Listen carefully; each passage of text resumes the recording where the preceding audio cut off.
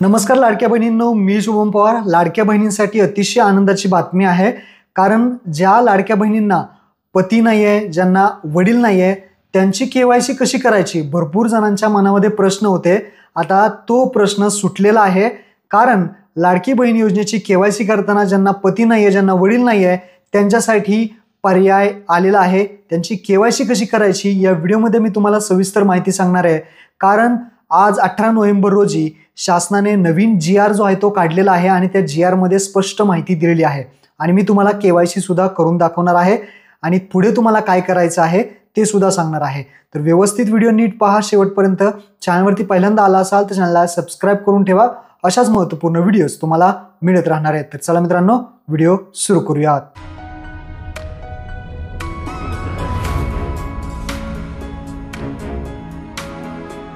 तर केवायसी कशी करायची आहे ते समजून घ्या।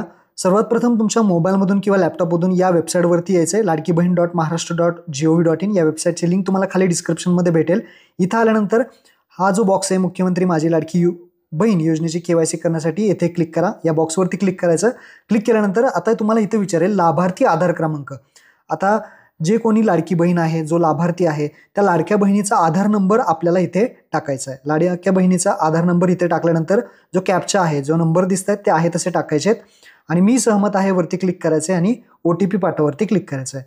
OTP पाठवावरती क्लिक केल्यानंतर जो आधार कार्डला मोबाईल नंबर लिंक असेल त्यावरती OTP येईल। कधी कधी OTP उशिरा येतो, थोडा वेळ तुम्ही वाट पहा किंवा रात्री पहाटे अशा पद्धतीने केवायसी करायची आहे।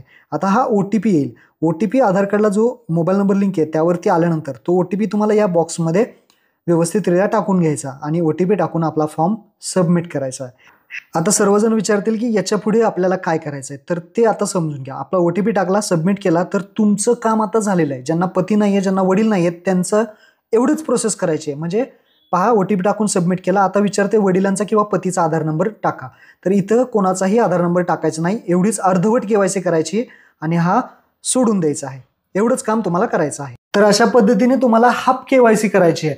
हाफ म्हणजे हे अर्धवट केवायसी करायची आहे, म्हणजे फक्त लाडक्या बहिणीचा आधार नंबर टाकून OTP घ्यायचा आहे आणि पुढे जायचं आहे। पुढे आपल्याला पती किंवा वडिलांचा आधार नंबर टाकायचा नाही। फक्त जे काही पती आहे, वडील आहे, त्यांचा मृत्यू प्रमाणपत्र असेल किंवा घटस्फोट झाला घटस्फोटचं, निराधार असेल, तुम्हाला कोणीच नसेल, जर निराधारचं प्रमाणपत्र असेल, जे काही कागदपत्र असतील ते तुम्हाला तुमच्या अंगणवाडी सेविका आहेत ज्या काही तुमच्या गावातल्या, त्यांच्याकडे तुम्हाला ती कागदपत्रे, म्हणजे तुमचं आधार कार्ड असेल, तुमचं घटस्फोटाचं असेल किंवा निराधारचं असेल किंवा मृत्यू प्रमाणपत्र, ते तुम्हाला तुमच्या पतीचं जमा करायचं आहे। तुमचं आधार कार्ड आणि तुमच्या पतीचं मृत्यूचं प्रमाणपत्र किंवा घटस्फोटचं हे कागदपत्र जमा करायचे आहेत। कुणाकडे जमा करायचे आहेत, तर अंगणवाडी सेविकांच्या। GR मध्ये याचा स्पष्ट उल्लेख आहे, तुम्ही स्क्रीनवरती याचा जो GR आहे तो पाहू शकता की अंगणवाडी सेविकेकडे तुम्ही कागदपत्र जमा करायचे आहेत।